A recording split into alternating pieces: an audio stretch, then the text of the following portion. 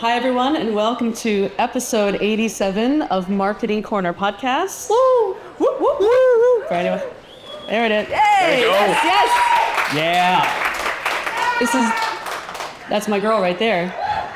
Thank you so much for joining us. This is our first live recording. We're usually just in a dark studio that's way too warm. Yeah, way too warm. Staring into each other's eyes. This is kind of warm too, so it's not quite warm in here. Actually, it's just a lot brighter. It's not real, a little bit brighter. Yep. In case you're confused, I'm Jen. Yeah. That's Casper. Yeah, and if you haven't listened before, this is kind of like you're getting into like 45 minutes of complete ramble and then some seriousness in it. But it's gonna be fun. Like we prepared a pretty cool topic for today, which is fairly relevant, we would like to say. I hope so. Yeah, so let's see. Do you want to present the topic? Yes. So today we did a poll asking what people wanted to hear, and then we didn't like what people selected, so we made our own mind up. And so we're going to talk about GTM, go-to-market strategy, because because here's the thing. Y'all aren't very good at it. And neither are we. And there's a lot of things that people miss. Yeah. And so we're going to use our platform for the thousands of people who are here today. It's an audio format, so no one will know. Yeah, no one will know. No one will know. Thousands of people in the arena to hopefully put some steps in place to make sure that you do it right. Yeah, so. I think it was kind of funny. Like I did this, we were talking about it for this event today. I did this event 2 weeks ago. I was talking to a bunch of SaaS founders. I think it was like 36 in a room.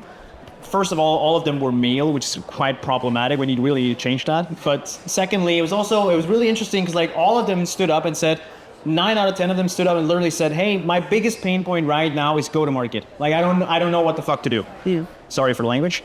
But so after that, I was kind of like, okay, we really need to talk about this. Because apparently nobody knows how to actually go to market. Yes. So let's do it. So my first hot take, we're going to start off as we need to go on. If you think GTM is just marketing's responsibility, you are wrong. Very, very wrong. It is a company-wide initiative. Marketing is a very important part, as is sales, as is product, as is CS, as is finance. So if you are just telling your marketing team, go make me a GTM, you done fucked up. So what is the first thing that we need in order to have a successful go-to-market strategy? And of course, this is our take, but we're not wrong. So take it for what it is. But we fundamentally, the first thing you always got to start with is your ICP. So you gotta say and what does ICP stand for? Ideal customer profile. It's literally going back and say, who is it I actually wanna sell to? Like, who's your ideal customer? And I know we've all been a startup, and in the beginning, I have an agency, you've been, Armando is not a startup anymore, but like we've all been at a stage in our lives in this startup life where it's like, okay, you sell to whoever the fuck you can sell to, right? Like we've all been there, that's fine. But at some point, you got to say, okay, this is actually my ideal customer. And I've helped a lot of companies over time now, and you have too. Like, I haven't met a single one yet where I'd be like, yeah, that ICP is super clear. I haven't met a single one. The ICP is willing to pay. Yeah, exactly, right? I can pay. That's what ICP stands for. Yeah, it's shocking. But I think that's a really good point, and something that, to keep in mind is it's not just who's willing to pay, but who's going to be a customer that CS want to deal with. If they're going to be a pain in the ass who don't understand how your product works, that's not an ideal customer. If they're going to churn before you reach CAC payback, that is not an ideal customer. So it's not just who's willing to pay. The C is important. It's who is the customer, who is the best kind of customer that you want as many as possible of. And I think it's like the way I typically go about it, like you can create a lot of questions around like the why, the who, the what. So it's like the why do they want to buy your product? Like, why is it interesting to them? Like, who is it? Like, who are you defining? That could be like a mixture of demographics and use case based. And then like the what is it they're actually using it for? Like, what's their actual use case? So those are like 3 good questions to always think about. But I think fundamentally it's also about like thinking the classic TAM, right? Total addressable market. Like a lot of people when they make pitch decks, and you're going to see some of them today if you haven't seen them already. The pitch decks today are going to be like, yeah, our TAM is 1 billion people. It's like, yeah, okay, so 1 billion people use Salesforce. Okay, but you can't really erase Salesforce from the map, right? So you got to say, okay, who can you realistically sell to? And then you're going to divide and conquer. I think a lot of people have a tendency to make their ICP way too wide. Like it becomes like, yeah, I can sell to half the world. Okay, then it's typically not really an ICP. And just as an anecdote of the sort of perils of getting this wrong, I wanted to give a little story from JCPenney. Shout out for JCPenney's back to school. No, any Americans? Woo! You know JCPenney. So JCPenney is a very famous department store, low end, a little bit on the cheaper side, safe to say. And in 2011, they have a new CEO. And what do new CEOs love to do? Rebrands. Yay. And so he tried to rebrand JCPenney as a luxury store. That's not their ICP. He completely got it wrong. It was the Great Recession, if anyone remembers those times. So people were not willing to pay more, and he abandoned the bread and butter customers. Lost $985 million in 2 years. And he's still a CEO today. Yay. Hey, so don't let that typo in SoMe keep you up at night, because you can lose $1 billion and still be fine. Yeah, that always baffles me, right? Like the rest of us make a SoMe copy mistake and we're fired, right? Yeah. So that's so that's your ICP. Should we move on to the next one? I think so. So fundamentally start there. I think the next part is kind of like, this is kind of, you see this as a continuation. You start with your ICP and then you work on your value proposition, right? That's right. So essentially what is it and your value proposition in my world kind of leads to your positioning. We'll get there. But your value proposition is like, what is it you uniquely, what is the value you're offering to your ICP? Correct. And this is something, again, that typically it's marketing come up with that. You're the storytellers. Tell our story. No, it's your product team.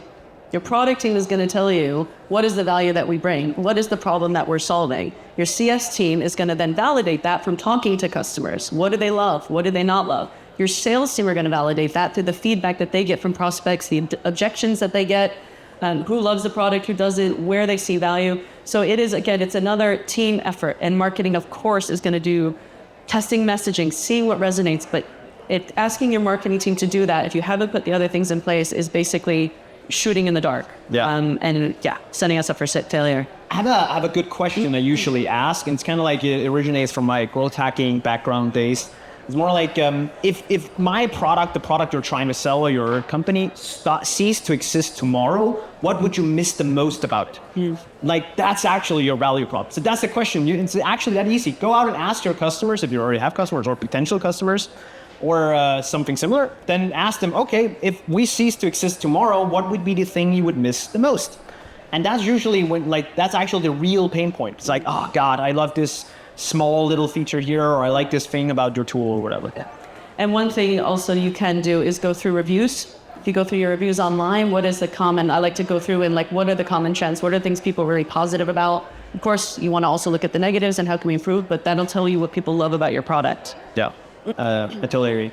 And I think the last point of this, all this leads to, it gets to you can actually start defining your positioning, right? So what is your position in the market? What is the thing you're trying to state? So now you know who you're trying to sell to, and you know what your value prop is towards them. So now you actually can figure out your positioning, which is after ICP, it's the thing that most people fuck up, in my opinion. Being everything to everyone all the time, everywhere, that is not a position. That's not a thing. It's way, it's a classic saying of saying, it's way better to be something for a small amount of people than be nothing for a lot of people, right? So start narrow. People have a tendency to start way too wide. Your positioning also is a fruit of your ICP work, in my opinion. If your ICP work is not done properly, then your positioning is going to be shit. Yeah. So, yeah. Amen. Amen. Cool. Next, we're going to talk a little bit about pricing models. Yeah. So, do you want to kick it off? But I have a hot take on pricing models. Start out transparent. That's kind of my first thing. And I know this is a hot take. It's not actually the core of this one. But just I don't know why people are so secret about their pricing in general. Your pricing. You jumped the shark. Yeah, I don't know, man. I've talked to SaaS. Yeah, but our competitors are going to look. They're not looking at you, dude. You're 5 people. They're not fucking looking at your pricing. No one give a shit. So figure out your pricing and keep it transparent. That's the first step. Secondly is you gotta figure out your different tiers, and figure it out fast. If you have a SaaS product, typically you want to figure out what the different tiers are, and you want to anchor it to the one you actually want to sell the most. That also resonates with the ICP. Most popular. Most popular. That's what we say. It works every time on a website. Yeah. But again, when it comes to your pricing, leadership needs to set the stage. What is the model we're going to use? Are we going to do cost plus? Are we going to just do a little markup from what would cost to make the product? Super easy, very inflexible. Are we going to do market-based? Well, they're charging $50, so we'll charge 48. Then that's going to hurt your margins, but makes you competitive. Are you going to do value-based, like a Rolex watch? Costs $2,000 to make. You could charge $30,000 because it's a status symbol. You have to, and that's up to leadership. If marketing get asked to come up with a pricing model, you're done fucked up. But yeah, so that needs to come. What is the pricing model? What are we going to do? What's the pricing point? Hey, finance, where do we have to charge so that we are not losing money? Where do we charge to make sure that we're making a profit? How much can sales wiggle in that to make sure that they stay competitive? How do we make sure we turn a profit? Because if you don't do this, you're going to lose money, right? If you keep giving discounts and discounts and discounts and hurting your margin, is it worth it? Probably not. Yeah. And people are actually, typically I found them to be a lot less price sensitive than you actually think. Like, if you're solving a real problem, then people are willing to pay for it. And actually this comes a little bit to strategy, but there was a Harvard Business Review study that I mention all the time on the podcast, but they found people are willing to pay more if the process is easy. So, people are not going to be price sensitive if you actually solve the problem that they have. Yeah. And I also think like you can scale your pricing a lot more than you actually think. A lot of people have a tendency to start very, very low and then slowly ramp up. And it's only like very late into their like startup scale up journey, they actually discover, okay, the price sensitivity is way up here. Because they're like, oh no, I raised my prices, I lost 5 customers. Yeah, but you made 100% more revenue from that. So don't be afraid of pushing the bar, because typically what you also do when you raise your prices is also you get rid of the customers you actually don't want. So yeah. So I think that's an important part that people always fuck up. Cool. All right. Next. Yeah. Product market fit. Yeah. The big old PMF. And also this is, keeping this in mind that this is, if you're doing a GTM from scratch, brand new product, or if you're doing a product launch. Does anyone give a shit about this new product? We need to find out. Yeah. Are really people willing to pay for this? And I think, like, for me, like, it's always a bit, I kind of like, I don't know if I've been on like a bit of a realization trip last year or so, but for me, there's kind of 2 phases in this. And then people always talk about, they used to call product market fit, and then it was like that just encapsulated everything. For me, it's kind of like a separate thing. So you have product market fit and you have what we call go-to-market fit. And those things are not the same. So product market fit is when you have a bunch of users or customers who are using and actively loving your product, or loving to an extent, right? As much as they can. Now, go-to-market fit is when you've established a few set of channels or a direction that you can scale. And that could be outbound, it could be marketing, it could be a lot of different things. And those things are not the same. And I think historically why we're also here, why we're talking about this today, is that what happens is once you have PMF, then VC funds go in and say, fuck it, I'm just going to throw in a bunch of money in this. And then you spend 3 years you struggling to find your GTM fit, right? So typically what you want to do is just take a step back and just validate the actual product market fit and then build a strategy to find go-to-market fit. And again, product market fit is not just a marketing initiative. No. Your product team obviously heavily involved. And I think the thing that maybe sometimes people forget, sales and CS, they're on your front line. They're talking to prospects. They're talking to customers. They're going to give you super valuable feedback. CS is more than a cost center. I'll say that again for the people in the back. CS is more than a cost center. CS is incredibly valuable information that you can pull forward into your strategy, pull forward into and understand and tweak your product market fit. So it's again making sure that all of these elements are working together to make sure that you get the right information. Yeah. I totally agree. And it's to see it done wrong so many times. And I might have a hot take, actually. Yeah, go for it. For the visionary founders, sometimes you need to quiet down and let the data do the talking. I found that a lot where people really want this thing to be successful, but actually it's this thing over here everyone loves. But they put too much effort on this. They want this to be the big thing that puts them on the map. But if the data is saying something else, that's the thing that you should let drive your decisions. That's something that should drive your next steps. Yeah, and I think like what typically goes wrong is that also people don't utilize the things they at their disposal. And what I mean with that is more like you can use in this phase, you can kind of say, now we identified ICP, we have our value proposition, we have our pricing model. Now let's validate if the things we're saying are true. So let's go out and let's talk to the potential ICP. Let's present them with the value prop. Let's present them with the pricing. Let's validate if this is actually true. And it's not something that has to take a year or 2 years. It could take a week, 2 weeks, 3 months, whatever. It shouldn't take too long. Point being is this is your validation phase. This is where you validate your initial ideas around who you're trying to sell to. And a lot of people don't do that. They're just like, okay, that's good. Like we decided this in a boardroom. Let's go. Yeah, absolutely. And I have an anecdote from that, which is where this has gone wrong. So fuck up was the one thing people wanted, but we wanted to provide more value than that. So I'm going to integrate some fuck ups into providing value. You're welcome. But Quibi, hands up if you've heard of Quibi. Oh, yeah. Quibi, really? There's a reason only one person raised their hand, because they bombed. And they bombed because they did not understand their product market fit. This was an app that would give you small, digestible video, short form content that you could watch on your mobile phone while you were. It's like Netflix for phones. Yeah, Netflix for phones, but it has a subscription model. And it launched during the pandemic when no one was commuting, no one was walking from place to place. We were at home with free YouTube, free TikTok. And so obviously having a very poor product market fit, they just collapsed, even though they raised $2 billion. And the problem was also, like, in that case, that they couldn't actually, you couldn't actually watch it on your desktop, right? No. So you could only watch it on, so even if you got home from work and like, yeah, I want to watch this show that's really cool, and like, oh yeah, I have to do it on my phone because at the toilet or whatever. This. So product market fit, please get it right. They raised $2 billion and they still got it wrong. Yep. Cool. So now we're getting to the fifth sort of component of a GTM. And the thing that I've experienced is that this is usually where companies start. Yeah. The strategy. They didn't do any of the groundwork. We don't have a value prop. We don't know our ICP. We don't know our product market fit. We don't really have a pricing model set in stone just yet. But fuck it, let's do a strategy. Go for our marketing and don't mess it up. And they become very tactical very fast, right? Like there's a tendency to like, hey, we have a product. Let's just do some Facebook, or let's just hire a bunch of BDRs. And they become extremely. Let's just put money in Google. Put some money in Google or whatever. Become extremely tactical. And I think my take on this, I think you kind of agree as well. I hope, I guess.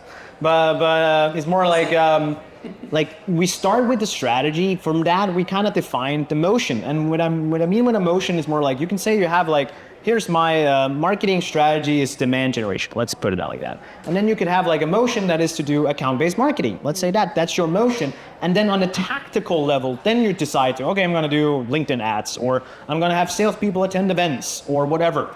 Then that's the tactical. And a lot of people go do it reverse. They start like, we need to have events. And then they start trickling backwards, right? And then you're like, okay, but why are you going to events when your ICP is not your event? Like they're not attending that. Oh no, but we're doing this because like that's how they buy. No, it's not really how they buy apparently. So people start the wrong way. So start at the top, define a strategy, then you can define the rest of the stairs. No. And one of the things that I like to say is that the GTM, it's like spokes on a wheel, right? All of these elements are the spokes, and if one of them is weak, misaligned, then the wheel's going to get wonky and you're not going to get as far. So you need to make sure that all of these elements are in place, even if it's boring, even if it takes time, and you have that kind of founder who's like, come on, let's just go. You need to lay the groundwork before you can just go. Yeah, totally. And I found so many cases also where it's just like we're investing so much into all of this, but we don't actually have a well-defined strategy. And I think a lot of the mistakes are also happening because people get scared of what the word strategy means here. And what I mean with that is like, I've seen, no qualm against management consultants. I don't know if there's anyone in the room, but just lost a bunch of listeners, all of them just unsubscribed. Shit. Fuck. How many times? But my point is just like, you've always seen the 120 PowerPoint slides, right? Like we've always seen the deck, like the deck. Like you get the deck for a management consultant, this is your go-to-market strategy. And like everyone was like, oh, I don't know, how do I start? Like I remember the first time I did, or like not the first time, one of the better times I did strategy. I had an advisor, Rasmus, and a former boss from Templify. And he was like, Casper, you just showed me a 15-slide deck, and that's not 120, right? But 15-slide deck, and I feel like I can summarize. And then he started drawing like in a PowerPoint, like boxes. Like, so people go here, and then they move here and here. Is that correct? I'm like, yeah, that's right. That's actually what we need to do. So I think a lot of these strategies have a tendency to overcomplicate these things. The whole research phase is really good, but there comes a point around here where you need to simplify, where you actually need to take all the learnings and then simplify so you can explain it to the rest of the organization. So you can be like, hey guys, this is why we're doing what we're doing. This is what we're doing. I remember when I was at Templify, it was the same. Like I remember we transitioned from, we had this like approach that was the classic growth at all cost era, where it was like, we gotta land the whales, right? Like we gotta land the big whales, big horizontal land deals. And then we discovered it was more like, okay, we actually don't want that. We want to do land and expand. So it's like land deals and then expand within the deals. A classic SaaS marketing strategy, right?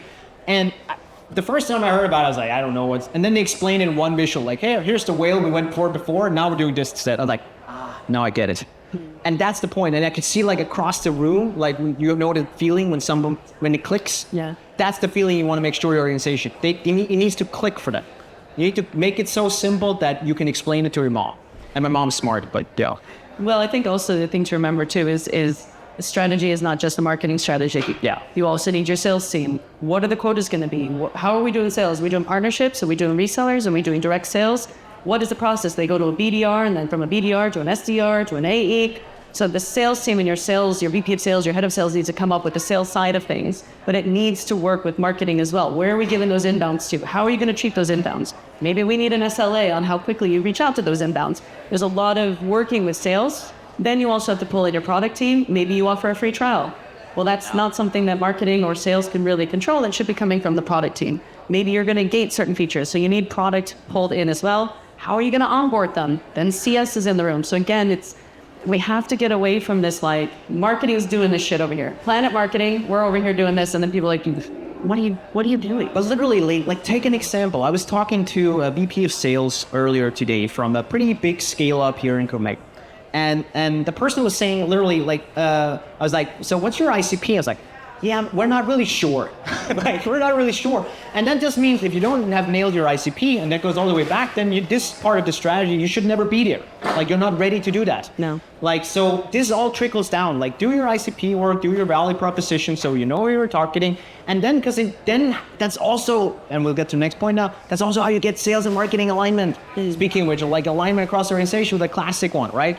Like, you won't have sales and marketing fighting if you're all agreeing, hey, these are the guys we're targeting. Like, these are the ones we're trying to get to. And that leads me into attribution. Yeah. Because I think another thing that contributes to this divide is how do we attribute? Well, if you do first touch, outbound versus inbound, then I'm going to fight you because I want to get that deal first. No, you're going to get that deal first. Who gets the credit? Is that what we're here to do? We're not here to do that. And I would love maybe a little audience interaction. How many people here got a cold call from a company you've never heard of for a product you didn't know you needed and said, God damn it, I'm in. Yes, sign me up. Show of hands, show of hands. It's a rhetorical question, Jen. Well, but this is how we act. Like, oh, no, outbound was the first touch. That's what caused that deal. Well, that person probably went to your website. They probably looked you up on social. They probably did some reviews about you. You know, so I'm getting really sick and tired of this marketing, sales. We should be doing an all-bound approach where we're supporting each other to make sure that we can do what's best for the company. And also, hot take, when you're working with sales and they're commission incentivized, then maybe they're gonna focus a little bit more on what's gonna fill their pockets. And that's fine. I'm not saying that's the wrong thing to do, but is that what's best for the company? Maybe not. Yeah. So looking at how you actually reward people and incentivize them. Are you incentivizing your people to work together? I have worked in a company, I will not say the name of it, where each of us had to generate 55% of revenue. Now, I'm no mathematician. There's a lot more. But that's more than what you can do. So essentially, if I did my job and hit my target, sales fail. But on the other side, if sales hit their target, I fail. Is that bringing people together? Is that doing what's best for the company? Not really. No. So we're using our platform now in front of thousands of people at Parkin, at Royal Arena. Where this is an audio format, guys, so no one has to know. But I think, when it comes to strategy, sitting with your sales team, and another thing that I like to do is ask sales, what are the 3 things that you want a prospect to know before they get on the phone with you? Yeah. And then it's my job in the marketing function to make sure they have that information through content marketing or landing pages, whatever you decide to do, to make sure that those people have the right information before they get on the phone. Agreed. Yeah. And I think, like, I just want to add, like, we did some analysis the other day and actually looked at ourselves, right? And I know we're an agency, but kind of gets the same vibe. We had a customer that we closed here in June, and that customer had seen our ads for a little bit more than a year. Like, I think one of the people we could track had seen our ads 146 times. 146 times. And then they came to our website direct, like they wrote in sparkforce.dk. hashtags. That was not, that was not a plug. But Direct traffic, just shot to the roof. That's direct traffic. But anyways, but if you didn't have like the tech stack in place, that would like look like something else, right? Yeah. So you and I, we're marketeers, so of course we're a little bit biased in this matter, but I think it's just important that this is like an alignment exercise as much as it's a strategy exercise, in my opinion. Absolutely. Yeah. And then the last section that we have for now, which is still pretty beefy, is metrics and key performance indicators. Yeah. Essentially, just ask the question, what does good look like? Like, that's the question you need to answer. Because, like, everyone just needs to agree, when are we doing good? Like, I think that's the funny question. Like, people like marketing's like, yeah, we're doing great. And sales like, we haven't closed a single deal yet. So if there's no alignment on like, okay, when are we doing good? Like, when is our go-to-market strategy actually working? And that's a hardcore KPI thing. Like, you got to set some KPIs. And I think in my opinion, what I try to do is typically set some, the classic North Star metric. So, and that's the thing from growth hacking world, where you set that metric that like the whole organization can align behind. Typically it ends up being revenue, but like the classic case is from Airbnb, how many nights booked on our platform, right? Or Salesforce, how many users on our platform. Stuff like Dropbox, how many images are put on our platform, stuff like that. I think it was that one. But point being, you set this kind of North Star metric that everyone can align to. Some of it might be really hard to measure, especially if you're like selling enterprise and like, hey, we have a sales cycle of 9 months or something, then you're not going to like close one. Revenue is going to look bad in 2 months. That's going to break your heart. Yeah, that's going to break your heart. In 18 months, I'll know if I did good. Yeah, so you have to create some leading indicators, but at least define them and align on them before you get started. So when you get started, you're not 2 weeks into it panicking because you're like, hey, we're not seeing revenue. I literally, at TechBBQ today, had a conversation with a company where we're like, okay, but how do we want to get to this revenue number in 6 months? How do we get there? Like, these are the steps along there. But okay, but I only care about revenue. Yeah, I know, I do too, but I can't get to revenue tomorrow. It will take you some time. So aligning on what good looks like is important. And I want to go through maybe some key metrics for the different departments. So it's not just MQLs. I don't give a shit about MQLs, and you shouldn't either. I could call my cousins and ask them all to sign up for something. There, I hit my target. That's it. That's not good enough. That's not going to be customers. But from a marketing perspective, of course, you look at SQLs. Has sales had a good meeting? I'm an inbound lead. That's a really great indicator, and that's a bit more short term. That's something you could probably see weekly, bi-weekly, monthly. Then, of course, you can look at revenue depending on your sales cycle. Of course, this could be maybe a medium to long-term goal. But also, don't forget your branding metrics. Branding is important too. So some of the metrics I look at for branding is direct search, or branded search. Branded search, direct traffic. So how are people just putting onomondo.com into their URL? They must have heard about us from somewhere. That goes in the branding box because it's not traceable. And then when it comes to, I don't know if you have any more for that, but I think so. Direct traffic and brand searches. So typically, I find like there's a lag when you do branded searches. Like when I say it's a time lag thing, because it takes time. Like it takes time to imprint that into people's mind. So direct traffic is typically the one of the best ones. And then you can I always look at key page sessions. What that essentially means is just looking at, say, okay, are people visiting our demo page or pricing page, the pages that matter? If we get a lot of traffic to our blog post about something irrelevant. Careers page. Yeah, careers page, right? Our careers page is off the charts, you guys. Yeah. We did it. And that's the thing, right? Like if you don't align on these metrics, suddenly you're going, we got a lot more traffic to the site. I'm like, yeah, but that's because we're hiring. It's not really driving that's revenue, a marketing, right? I'll keep that in my back pocket. That's when you're in a rough spot. That's when you start using that stuff, right? Like you're like, hey, but traffic's up. So those are the kind of metrics. And then after a while, I would say, then you start looking at like, what's the like weighted pipeline and what's actually coming in? Are you getting SQLs, opportunities, and then eventually close one?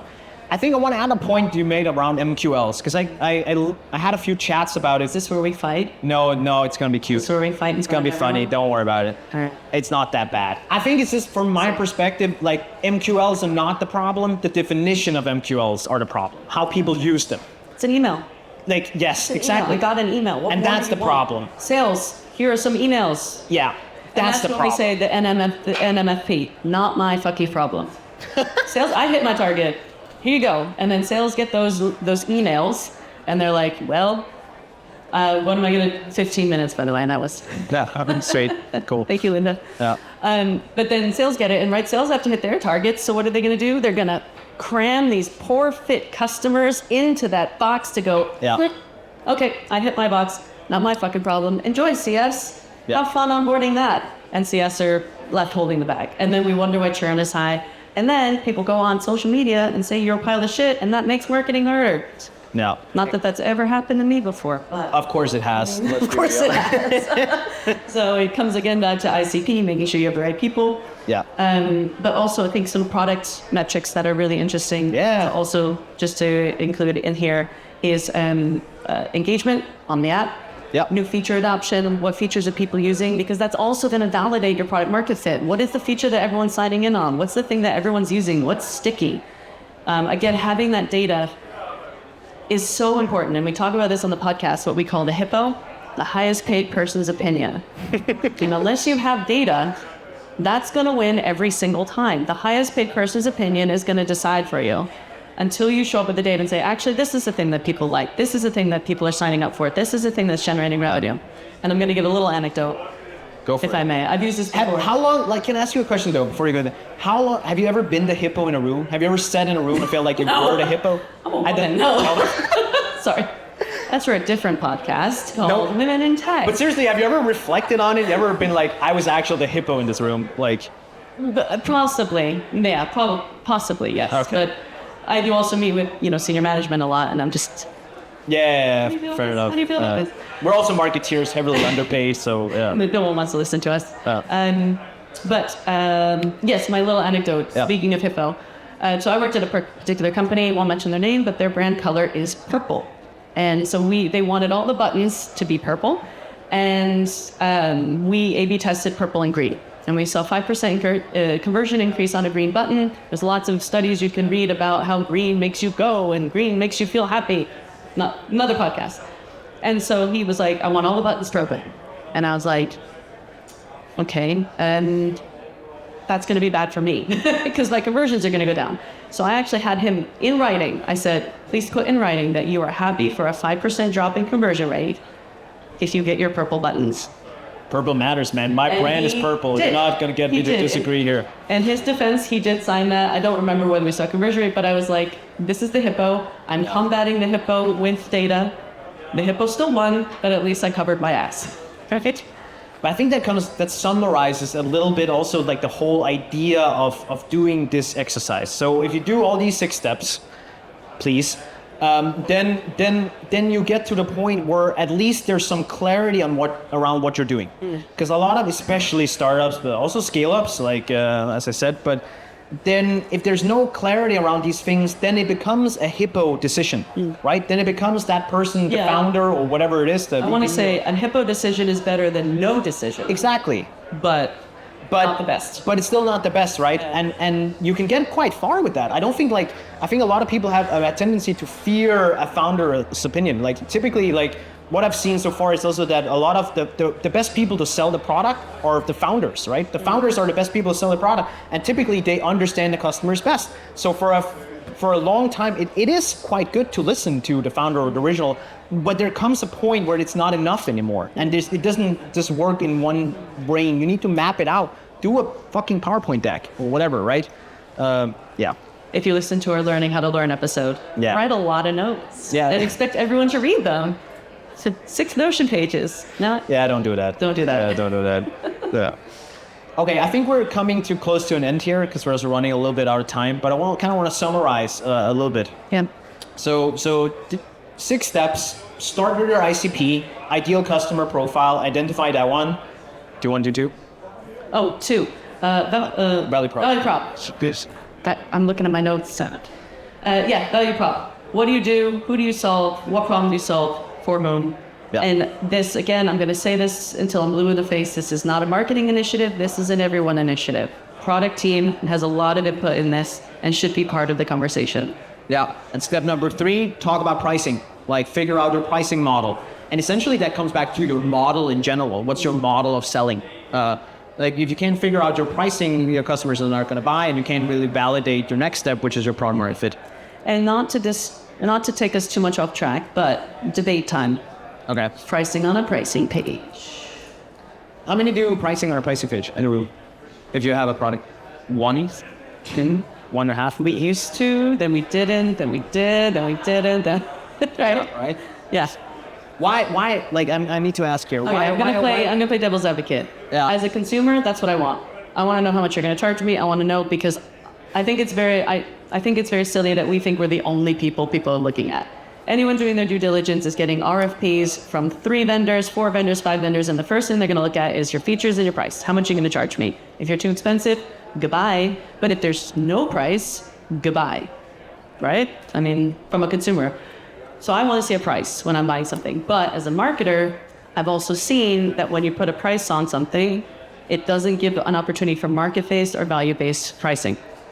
That's It true. makes it really hard because now that's the price. This is what you told me you get me. That's what I want now. And you're like, shit, we're in a pandemic. There's a materials crisis. I feel like we need to have a whole pricing podcast episode after this. Yes. So stay tuned. But I think my important part about this is though it's always is a benefit of you to not have transparent pricing. It's the benefit of the organization. Organization, Yes. right? Like, because it's never actually in the benefit of the customer. Because like, yeah, Bespoke pricing, Casper. that sounds great, right? But it's not really bespoke. That's CS's and finance's worst nightmare. Yeah. Having 400 Anyways. different prices. So that's All right. something to think about. You have the first 3 steps: ICP, value prop, and pricing. Now you wanna validate your product market fit. Yes. So go out and validate, talk to your customers, and test the hypothesis or like the analysis you've done in the first 3 steps.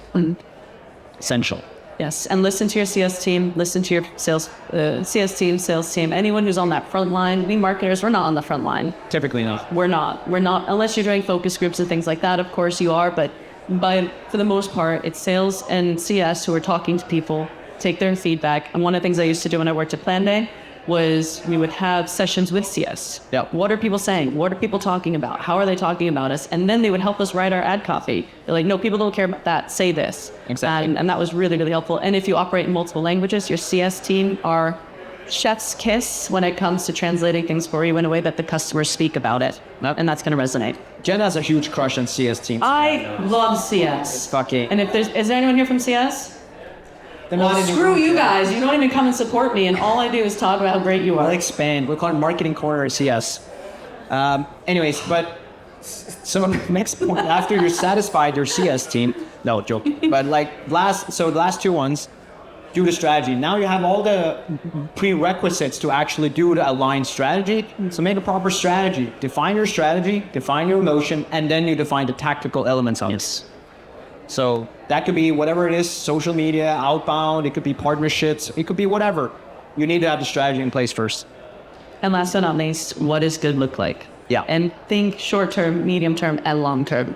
A lot of times I think maybe CROs and maybe the finance people want short term. How much money are we going to get this month? But really good marketing is medium to long term. We're planning for the long wins, the big deals, the big LTV. That's what we're planning for. So make sure that you have those goals in place and those leading indicators if you're on the right path. Yeah, totally.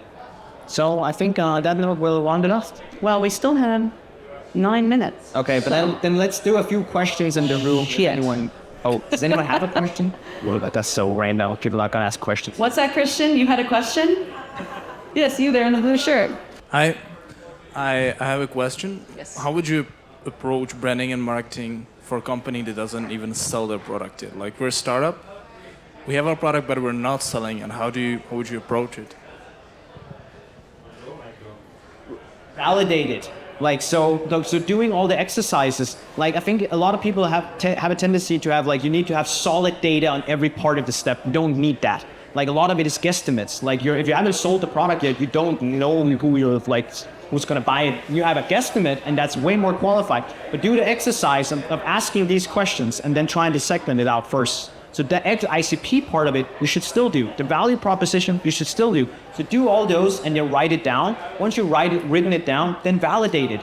You can talk to, okay, based on all the stuff we've done here, I think this is going to be my customers. Now I'm going to call him and then I'm going to ask him, hey, if I could give you this with this, like this value prop you're trying to do at this type of pricing, would that be something you would be interested in?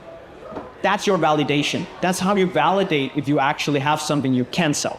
So when you're ready to sell it, then you can launch your gift. Yeah, I guess that would be my question. Are you planning on selling it, or are you looking to use resellers, or what's the plan? Yeah, we're planning to sell it, but at this stage we're waiting for approval from the FDA. So we have potential customers, but at the same time we're like not selling still anything yet. Right, yeah, Like, so we're as not Casper there. said, Yeah. get ready. 100% validation. Yeah. Get ready, and then when you get that approval, and that's an interesting one. And I've not worked with FDA or approval and things like that, but working in tech where you also have approvals and you have boards and associations that need to approve you. That's a really interesting dilemma to have of like, do I wait until approval happens, because they could change what you're required to do in your product. You don't know. I'm assuming it's. So do you wait until that's done and then you jump on it and you start making something? Or do you make something and just really hope you're compliant when that compliance comes through? That's always an interesting... I also think there's a part here, and again, I'm not that much into that space, but there's also, you got to figure out if you're a competing product or you're replacing a product. Like you're creating something new or you're replacing a competitor, right? So if you're replacing a competitor, it's pretty good to go out there and see if you can find someone who's using the competitive product, right? Just be like, okay, why are you using this product? What is that product? What do you feel like that's missing? Like that's some good questions to ask. If you're entering it's a blue ocean, there nobody has entered it before, a completely new category, then it's more about what are the pain points you're trying to solve. Like so, it's more about identifying the pain points that you can then map onto. That's why you created the product. I don't know what it is, but So we're gonna wrap up a little bit. First, I just want to point out my socks. Bitches get shit done. This is my speaking socks. And on that note, Casper. Welcome to Fashion Corner with Casper and Jen. What socks are you wearing? thanks for listening, guys. Thanks for showing up. All 1,000 of you. Thank you, everyone. Thank you, Wembley. Thank you. Thank you. Thank you. Thanks for being here. Bye.